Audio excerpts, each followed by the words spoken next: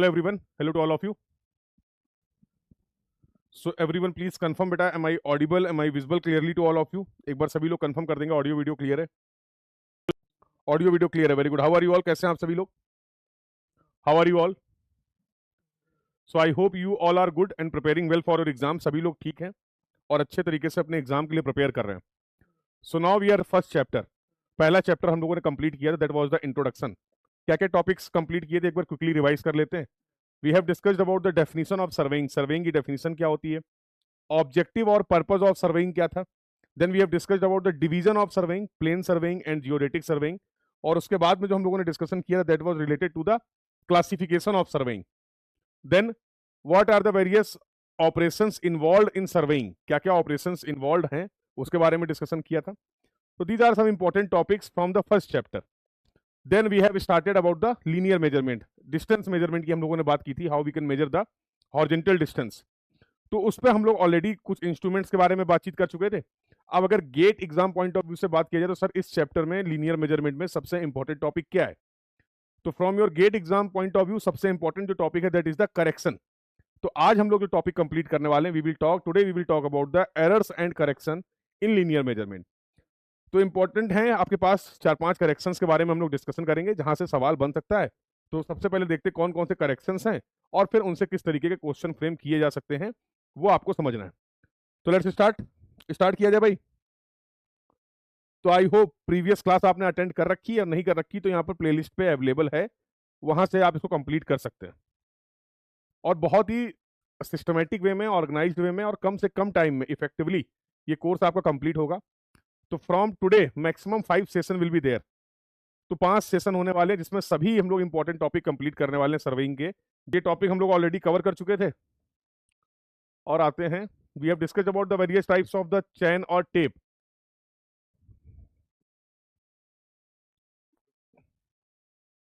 चलिए, तो now we will talk about the correction. सबसे पहले समझ लेते हैं बेसिक कंसेप्ट क्या है एरर और करेक्शन का.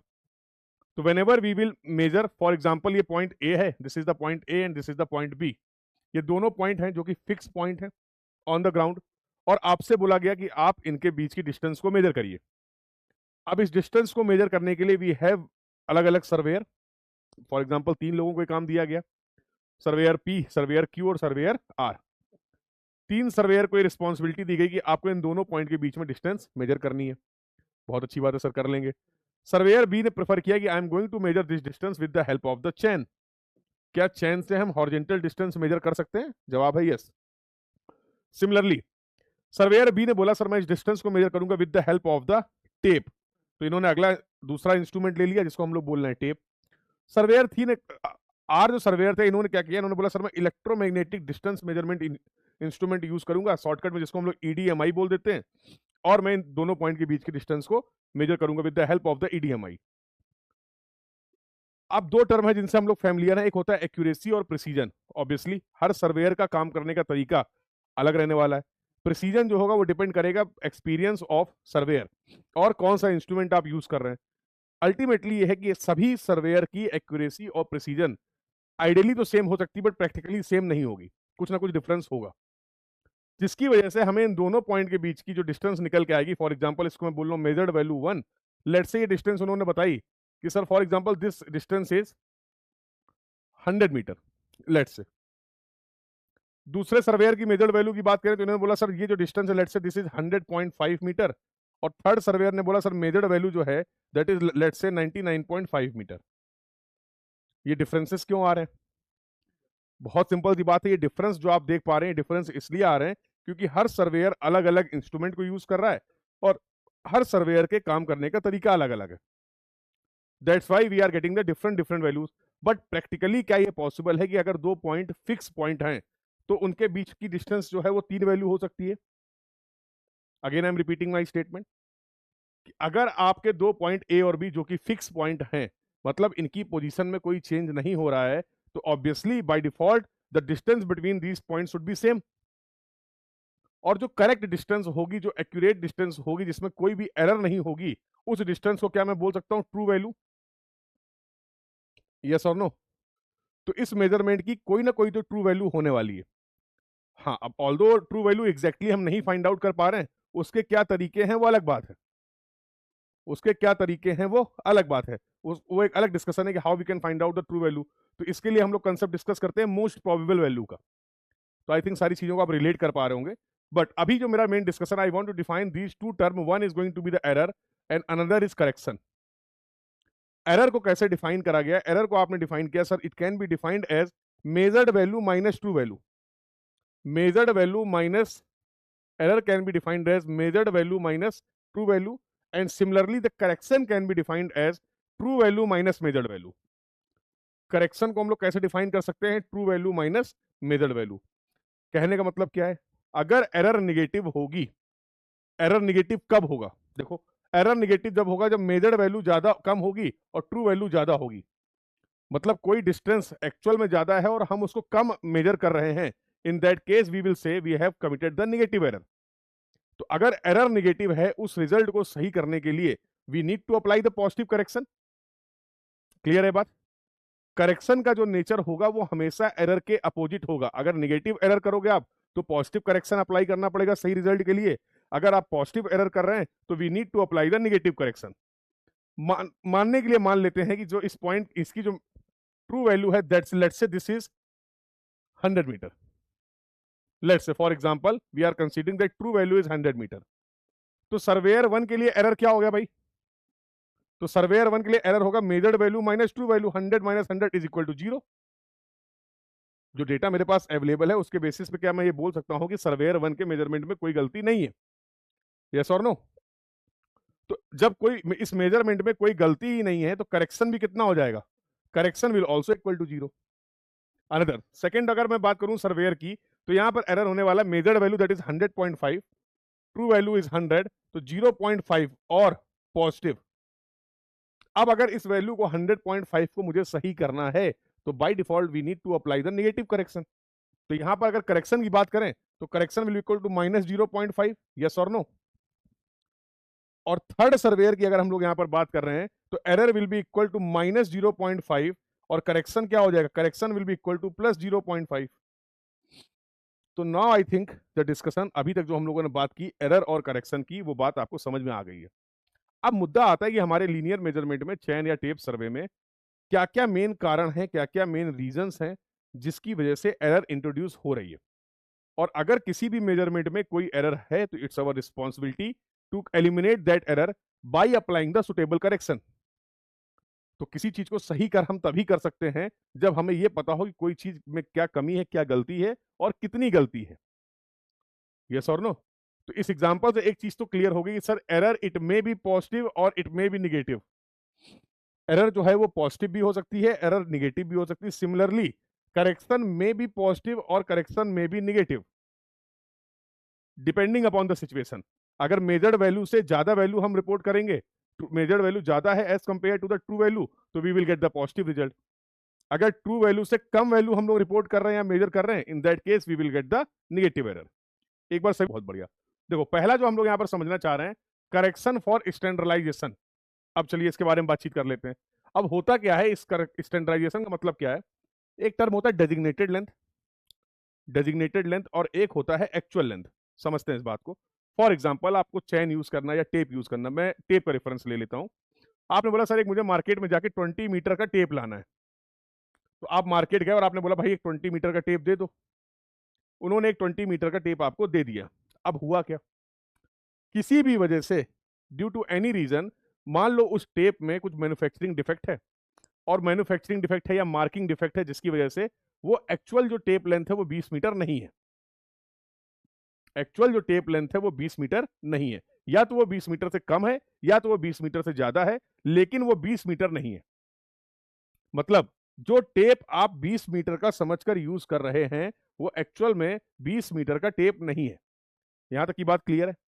अब ऑब्वियसली जिस टेप की लेंथ 20 मीटर नहीं है और आप ये समझ रहे हैं कि उसकी लेंथ 20 मीटर है, उस टेप से जो भी मेजरमेंट आप करेंगे, जो भी डिस्टेंस आप मेजर करेंगे, ऑब्वियसली क्या वो डिस्टेंसेस एरर फ्री होंगी? Answer is no. भाई गलत टेप अगर है, it is the designated length, जो मैं मान के चल रहा हूं कि सर ये टेप की डेजिग्नेटेड लेंथ है, करेक्ट लेंथ है, बट प्रैक्टिकली लेंथ क्या है? वो 20.5 है let's say. This is the actual incorrect length. Actual incorrect length of tape. अब इससे जो भी डिस्टेंस आपने मेजर की, फॉर एग्जांपल 100 मीटर की डिस्टेंस आपने मेजर की है, जिसको आप मेजर्ड वैल्यू बोल रहे हैं, तो क्या ये इनकरेक्ट वैल्यू होगी? क्या ये इनकरेक्ट वैल्यू होगी? Yes, this will be incorrect value. Sir ये इनकरेक्ट वैल्यू क्यों होगी? क्योंकि भाई तुम्हारा टेप ही सही नहीं है। गलत इंस्ट्रूमेंट से, फॉल्टी इंस्ट्रूमेंट से करेक्ट मेजरमेंट आप कैसे परफॉर्म कर सकते हैं? ये वैल्यू सही तब होती जब हमारा टेप आइडियली जो था, जो इसकी स्टैंडर्ड लेंथ थी और जो उसकी प्रैक्टिकल लेंथ थी, अगर वो सेम होती तो हमारे मेजरमेंट में कोई एरर नहीं होती, तो फिर मैं इसको करेक्ट वैल्यू या ट्रू वैल्यू बोल सकता था। तो मुद्दा यह आता है कि सर फिर इन दोनों पॉइंट के बीच में करेक्ट वैल्यू क्या है, ट्रू वैल्यू क्या है, अब ये कैसे फाइंड आउट किया जाए? तो ऐसी सिचुएशन में जहां पर हमारे टेप में या चैन में कोई मैन्युफैक्चरिंग डिफेक्ट है, जिसकी वजह से उसकी एक्चुअल लेंथ और डेजिग्नेटेड लेंथ में फर्क है, हमेशा ऐसा नहीं कि हमेशा लेंथ ज्यादा ही हो, ये मैंने एग्जांपल के लिए लिख दिया, इट मे बी कि 19.5 हो, 120 मीटर से कम डिस्टेंस भी हो सकती, कुछ भी हो सकता है। तो इस केस में सर अब हम कैसे फाइंड आउट? अब मान लीजिए आपने 10 लाइनें मेजर कर ली, 100 लाइनें मेजर कर ली, 100 लाइन को मेजर करने के बाद अब आपको ये पता चलता है कि कुछ ऐसी सिचुएशन थी, आपने दूसरे टेप से या दूसरे इंस्ट्रूमेंट की हेल्प से टेप की लेंथ को जब वेरीफाई किया, तो क्या पता लगता है आपको कि टेप की लेंथ में कोई इशू है। तो अब एक तरीका यह है कि आप पूरे के पूरे मेजरमेंट्स को क्या करिए, रिपीट करिए। अगर आप सभी मेजरमेंट्स को रिपीट करेंगे तो obviously it will B lengthy procedure, तो वो प्रैक्टिकली पॉसिबल नहीं है। तो अब जो मैंने मेजरमेंट परफॉर्म कर लिए हैं, क्या कोई ऐसा तरीका है कि मैं उनको करेक्ट कर सकूं, सही कर सकूं? यस, उसी तरीके के बारे में हम लोग बात कर रहे हैं। बहुत बेसिक सा प्रिंसिपल हम लोग यूज कर रहे हैं यहाँ पर। तुम्हारे टेप की लेंथ सही है या गलत है, उससे मुझे कोई फर्क नहीं पड़ रहा। अगर दो पॉइंट ए और बी फिक्स पॉइंट हैं, तो मुझे ये पता है कि इनके बीच की ट्रू वैल्यू में कोई फर्क नहीं पड़ेगा। यस और नो? मुझे नहीं पता है कि आप कौन सा इंस्ट्रूमेंट यूज कर रहे हैं, कौन सा सर्वेयर को आपने भेज रखा है, बट ऑब्वियसली इन दो पॉइंट के बीच में फिक्स डिस्टेंस जो है उसमें कहीं कोई चेंज होने वाला नहीं है। That should be one value. Yes और no? That should be one value. इसी कंसेप्ट को हम लोग यूज करते हैं और हम लोग क्या बोलते थे, correct into correct is equal to incorrect into incorrect. मतलब ये कंसेप्ट आपको यूज करना है। क्या है ये कंसेप्ट? क्या बोलता है, correct length of the tape multiply by correct length of the line, it should be equal to, because true value is not going to be change. ये दोनों मल्टीप्लीकेशन क्या बता रहे हैं आपको, ये ट्रू वैल्यू ही रिप्रेजेंट कर रहे हैं। सिमिलरली ये दोनों क्या बता रहे हैं, ये भी ट्रू वैल्यू ही बता रहे हैं। तो correct length of the tape, correct length of the line is equal to incorrect length of the tape multiply by the incorrect length of the line.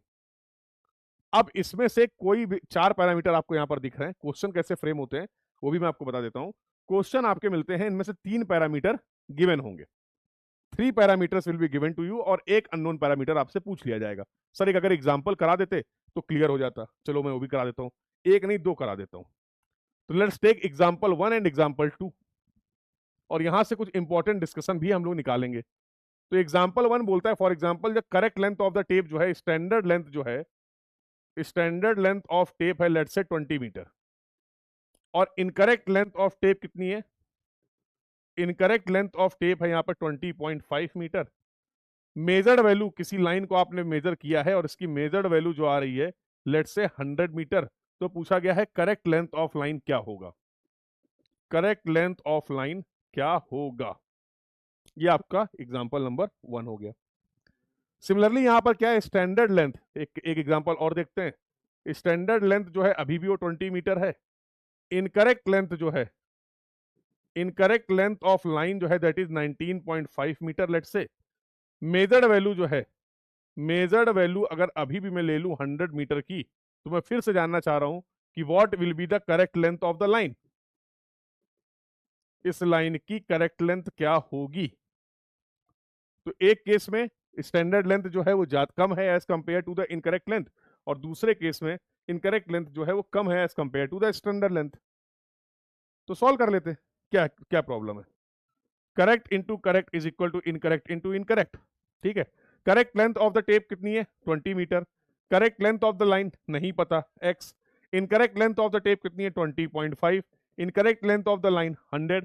तो x की वैल्यू क्या निकाल सकते हैं, नहीं बोलोगे, यस और नो? सिमिलरली अगर यहां पर बात करूं तो correct into correct is equal to incorrect into incorrect, तो 20 into x is equal to 19.5 into 100, तो x will be equal to 19.5 into 100 divide by 20, तो यहां से आंसर आ जाएगा ये भाई। बोलो भाई,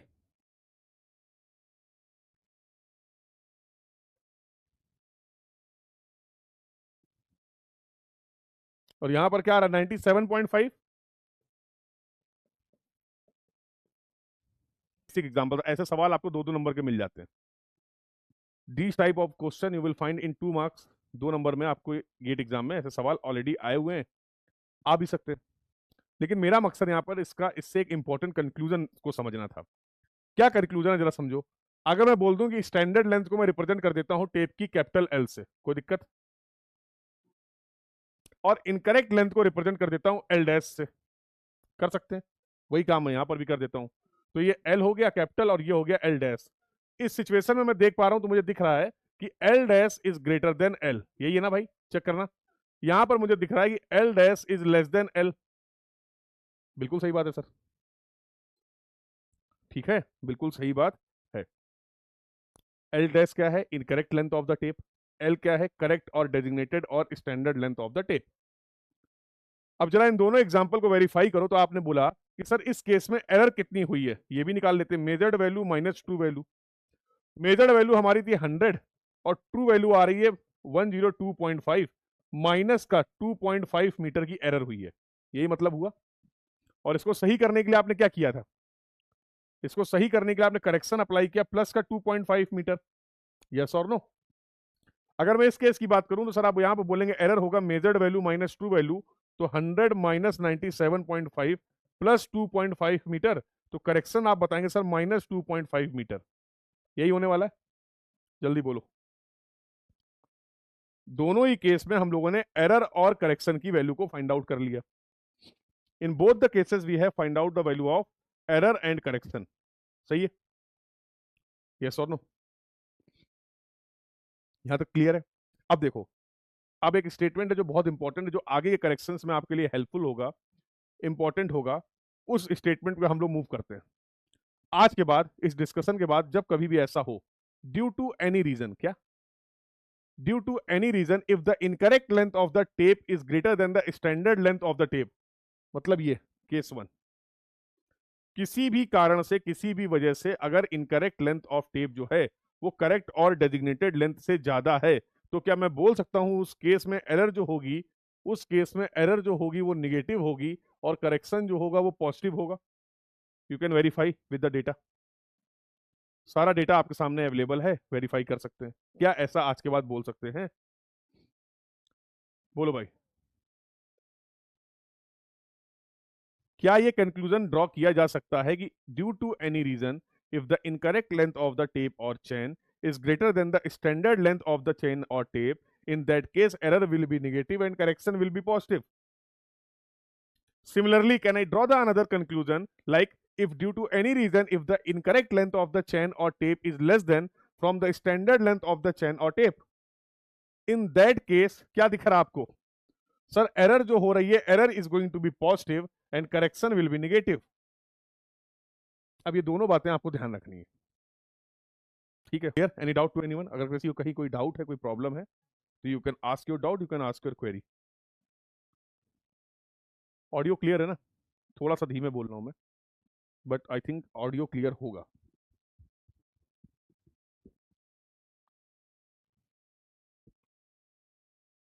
चलिए, तो इस बात को ध्यान रखेंगे सर, कब एरर पॉजिटिव होगी, कब करेक्शन पॉजिटिव होगा, कब एरर निगेटिव होगी या कब करेक्शन निगेटिव होगा। ये दो कंक्लूजन, ये दो एग्जांपल आपको अगर ध्यान है तो इससे बहुत आपको इजी रहने वाला, क्योंकि मेन कंफ्यूजन क्या है, whenever we will talk about the error and correction, जब कभी भी पूरे सर्वेइंग में हम लोग एरर या करेक्शन की बात करते हैं तो हमेशा दो पैरामीटर इंपॉर्टेंट होते हैं। अगर मैं एरर की बात कर रहा हूं तो मेरे लिए एरर का मैग्नीट्यूड जानना भी इंपॉर्टेंट है और साथ साथ एरर का नेचर जानना भी इंपॉर्टेंट है कि क्या हम लोगों ने पॉजिटिव एरर करी है या निगेटिव एरर करी है।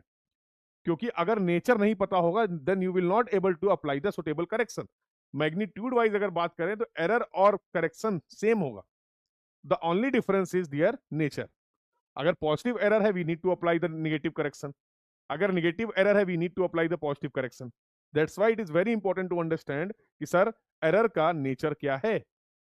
तो कई बार हम मैग्नीट्यूड तो निकाल लेते हैं, बट अगर हमें नेचर में क्लियरिटी नहीं है तो जहां पर पॉजिटिव करेक्शन अप्लाई करना था we will apply the negative correction, और वो भी एक ऑप्शन गिवन होता है।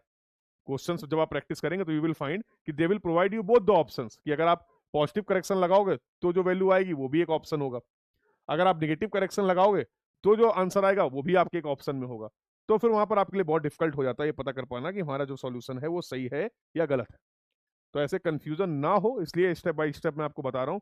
You should have the conceptual clarity, तो फिर कोई प्रॉब्लम आने वाली नहीं है और नहीं आएगी। ठीक है, तो ठीक है सर, ये बात हो गई करेक्शन ड्यू टू स्टैंडर्डाइजेशन। अगला आते करेक्शन फॉर स्लोप। अब इसका गेम समझ लेते हैं, सिंपल सी बात है, कुछ जैसे डिफिकल्टी नहीं है। देखो भाई, for example there is a point A. अब पृथ्वी की संरचना कुछ इस तरीके से है, ग्राउंड की कंडीशन कुछ इस तरीके से है कि ये ए पॉइंट यहां पर है और बी पॉइंट यहां पर है। इन शॉर्ट ये दोनों पॉइंट जो है वो सेम प्लेन पे नहीं है, ग्राउंड में कोई स्लोप है, specially in the case of like hilly region. अब मुझसे कहा गया इन दोनों पॉइंट के बीच की हॉरिजॉन्टल डिस्टेंस क्या होगी। तो सर जब हॉरिजॉन्टल डिस्टेंस को डिफाइन किया गया था तो बताया गया था it is the distance between the two points when the points are lying on the same plane. तो अगर मैं इनके बीच की डिस्टेंस हॉरिजॉन्टल डिस्टेंस की बात करूं तो sir this should be the correct horizontal distance, yes और no. This green one should be the correct horizontal distance, यही होनी चाहिए। लेकिन क्योंकि ग्राउंड की कंडीशन में हमें एक स्लोप देखने को मिल रहा है, there is a slope in the ground, तो उसकी वजह से क्या मैं इस डिस्टेंस को मेजर कर सकता हूं, यही डिस्टेंस में मेजर कर पाऊंगा। I will not able to directly measure the horizontal distance, मैं डायरेक्टली हॉरिजॉन्टल डिस्टेंस को मेजर नहीं कर सकता हूं। मैं कोई भी इंस्ट्रूमेंट यूज करूं, मैं चैन यूज करूं, टेप यूज करूं, ईडीएमआई यूज करूं, तो मैं क्या करने वाला हूं, इस पिंक वाली लाइन को जिसको मैं मेजर्ड वैल्यू बोल रहा हूं ये मैं मेजर कर लूंगा। मानते हो कि नहीं?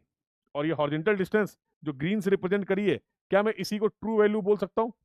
बिल्कुल। डायग्राम से आपको समझ में आ जा रहा है इन मेजर्ड वैल्यू और ट्रू वैल्यू में क्या कोई रिलेशनशिप होगा? Is there any relationship between the measured value and true value of the line here? क्या यहां पर मेजर्ड वैल्यू और ट्रू वैल्यू में कोई भी रिलेशनशिप है? यस, हमेशा ऐसा होगा कि measured value is greater than the true value. Measured value हमेशा ज्यादा होगी as compare to the true value.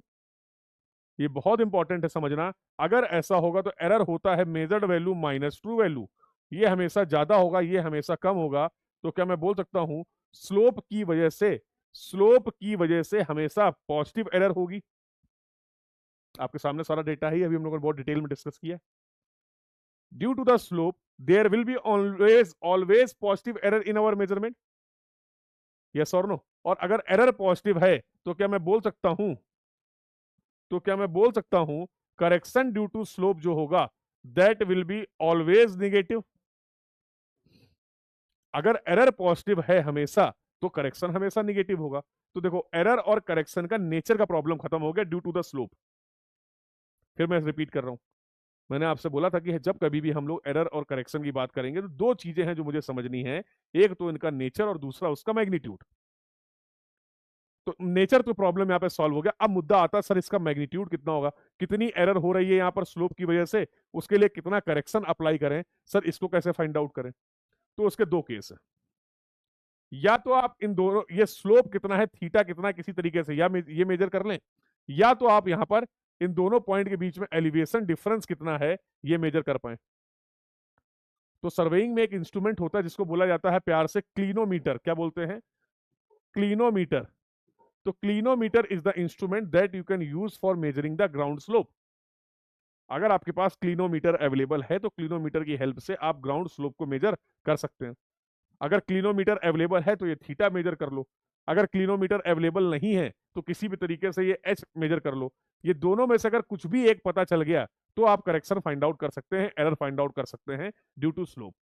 तो हम दोनों एक एक करके डिस्कस कर लेते हैं, ठीक है? बोलो भाई।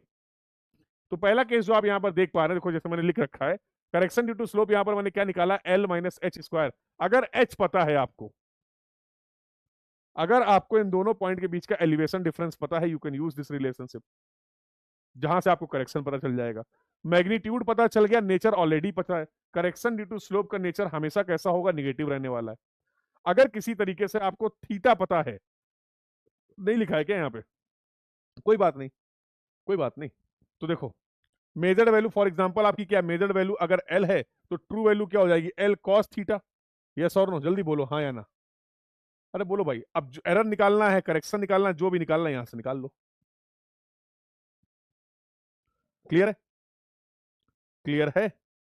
तो अगर थीटा पता है we will go for this approach, अगर एच पता है we will go for this approach, हो जाएगा। यहां से मुझे मैग्नीट्यूड पता चल जाएगा, नेचर मुझे ऑलरेडी पता है, correction due to slope will be always negative. I am not talking about the error due to slope.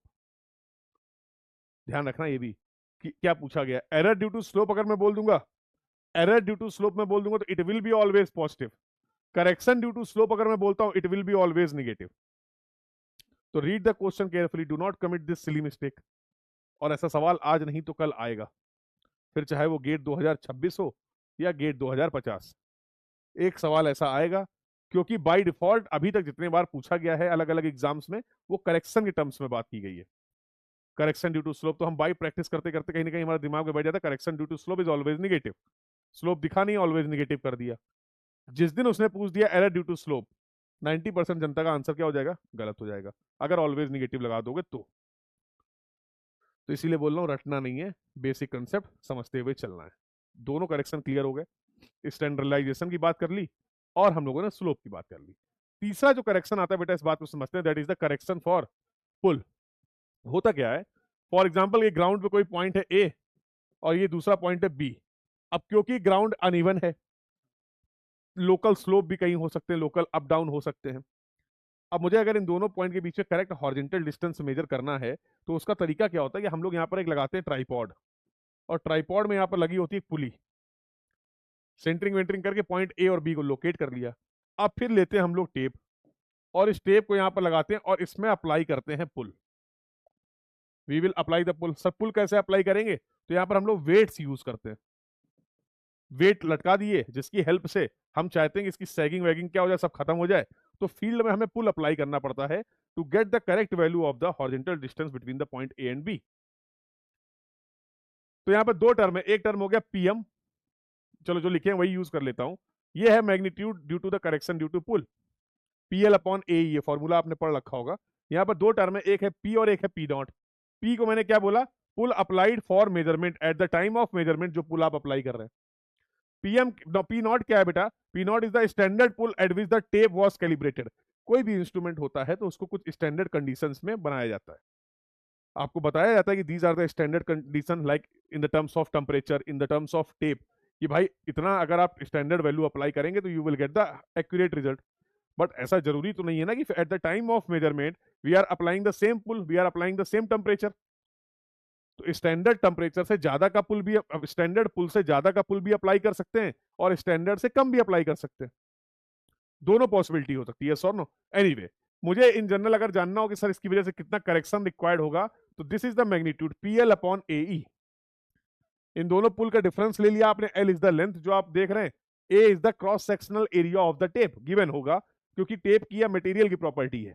तो क्रॉस सेक्शनल एरिया क्या है, मॉडुलस ऑफ इलास्टिसिटी या फिर यंग्स मॉडुलस क्या है, जिस भी मटेरियल का आपका टेप बना है। ये सारे पैरामीटर अगर आपको पता है तो यहां से मैं उसका मैग्नीट्यूड निकाल सकता हूं।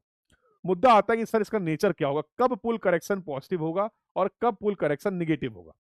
That is the important discussion that you should know. तो याद करिए अभी जो दो इंपॉर्टेंट कंक्लूजन हम लोगों ने ड्रॉ किए थे, देखो जरा वहीं आ जाओ। तो आपने बोला था sir due to any reason, अगर इनकरेक्ट लेंथ ज्यादा है करेक्ट लेंथ से तो एरर जो होगी वो निगेटिव होगी और करेक्शन जो है वो पॉजिटिव होगा। क्या मैं इसी चीज को यूज कर सकता हूं, अगर P जो है वो P नॉट से ज्यादा है तो टेप की लेंथ इंक्रीज कर जाएगी, अगर ऐसा है तो L जो होगा, L डैश जो होगा वो ग्रेटर देन L हो जाएगा। और अगर ऐसा हो गया तो उसके बाद तो सब पता ही है, एरर निगेटिव करेक्शन पॉजिटिव। अगर ऐसा है तो एरर कैसी होगी, निगेटिव होगी, और करेक्शन कैसा होगा, पॉजिटिव होगा, यस और no. Due to any reason, ये स्टेटमेंट था।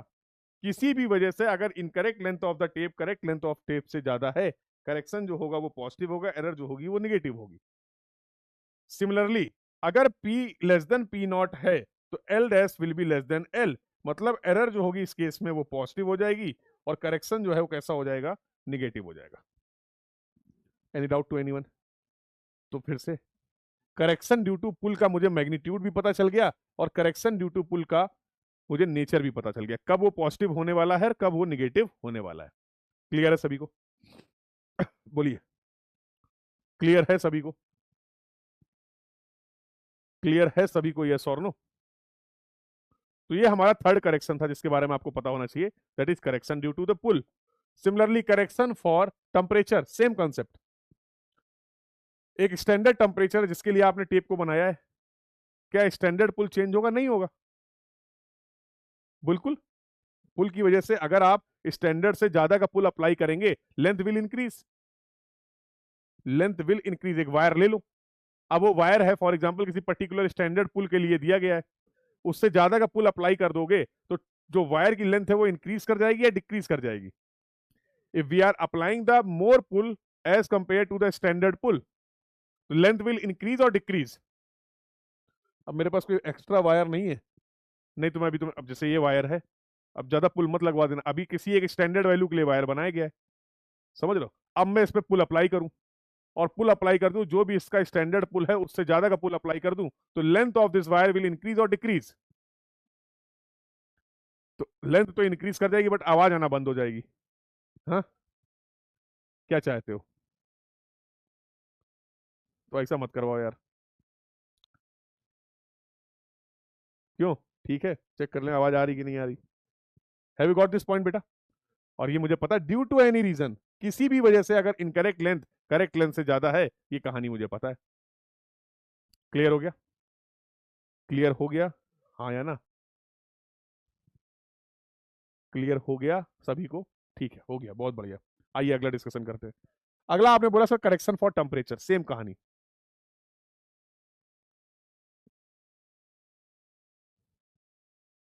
ये डिस्कनेक्ट क्यों हो रहा है यार बार बार?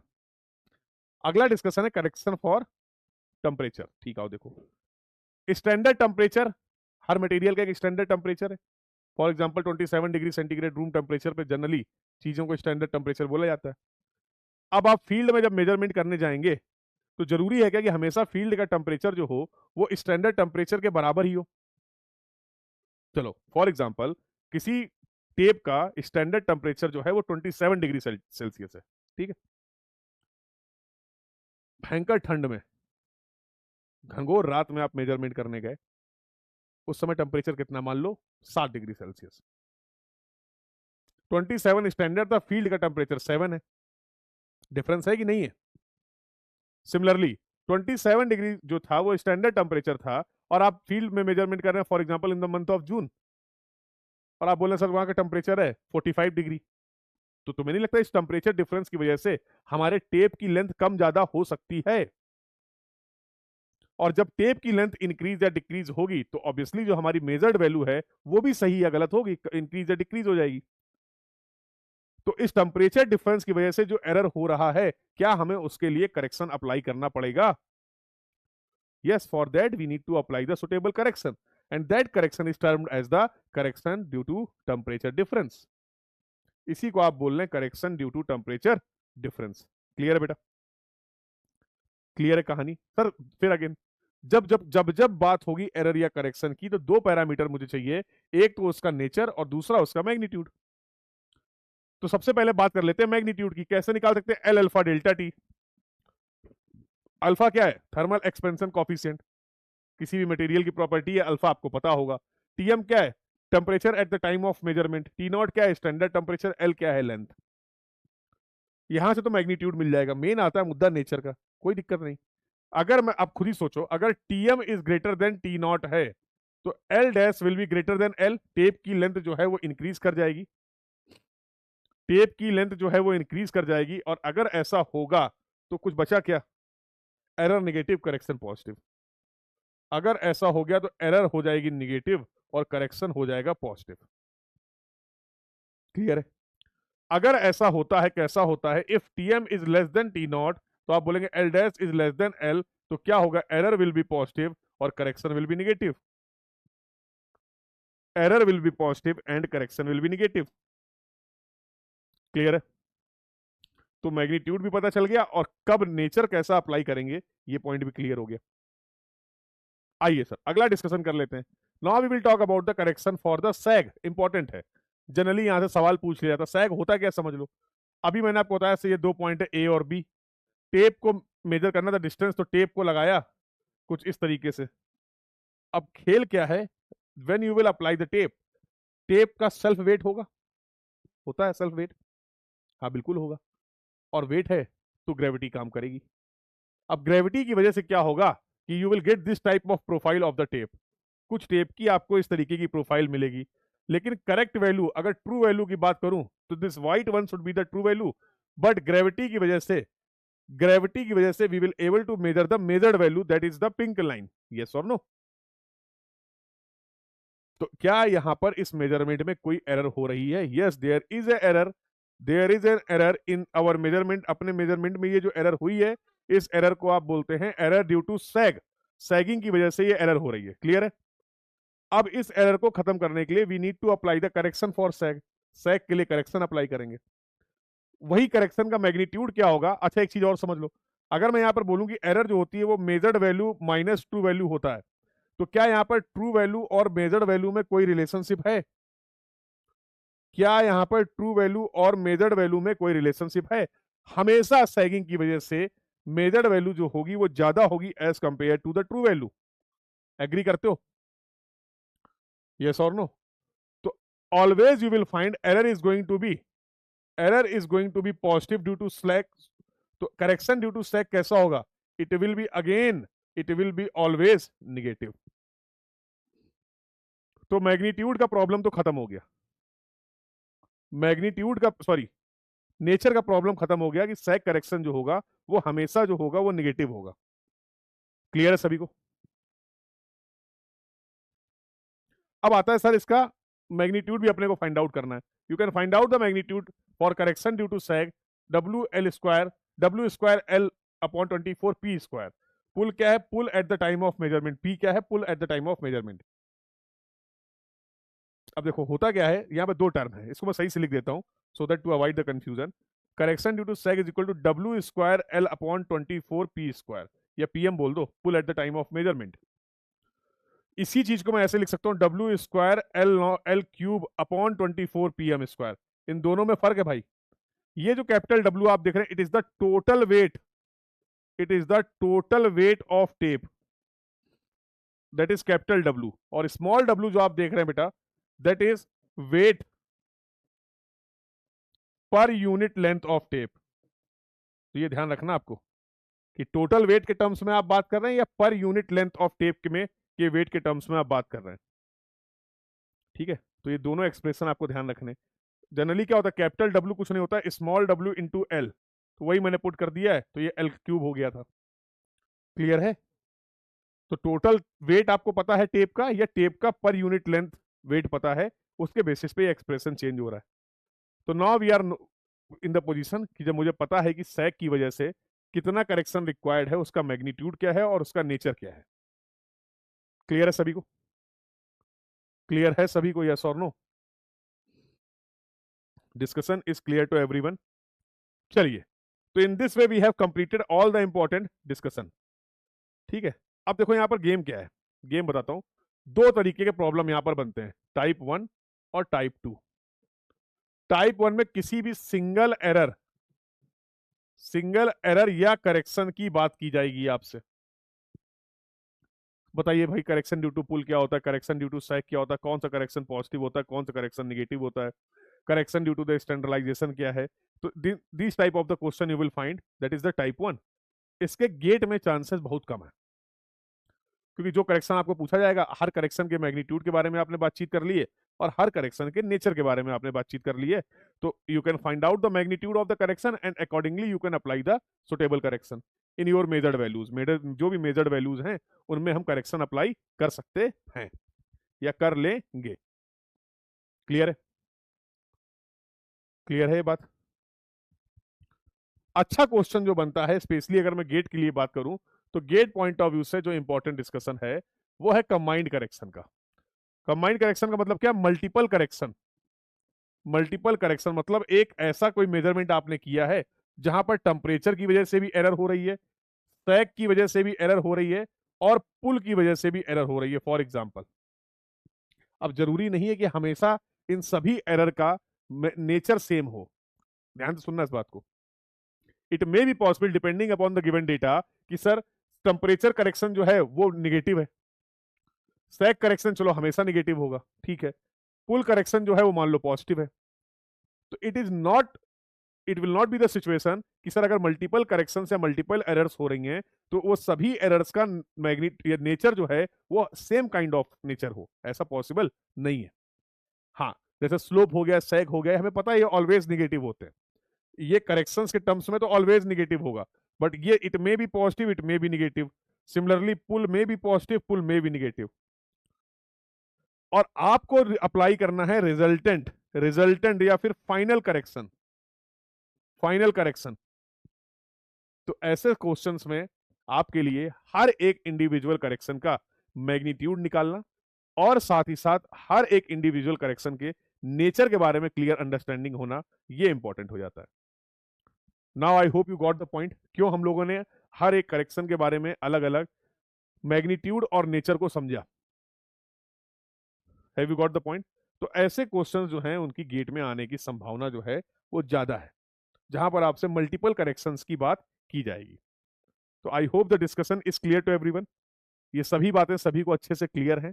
सो in this way we have completed the important topic. GATE के लिए अगर लीनियर मेजरमेंट की बात किया जाए तो सबसे कंसेप्ट पार्ट मैंने डिस्कस कर लिया है, अब आपके ऊपर है, now you can start practicing the question. Previous year या जो भी रेफरेंस बुक है, आप जहां से भी क्वेश्चन प्रैक्टिस करना चाहें इस कंसेप्ट से related, the conceptual part is over from my side. Now you are in the position you can attempt any question of any exam from this particular topic, और वो आप कर पाएंगे, ठीक है। I hope the discussion is clear to everyone. Yes, और ये बहुत ही important all about for today's class. Thank you everyone, keep learning, thank you.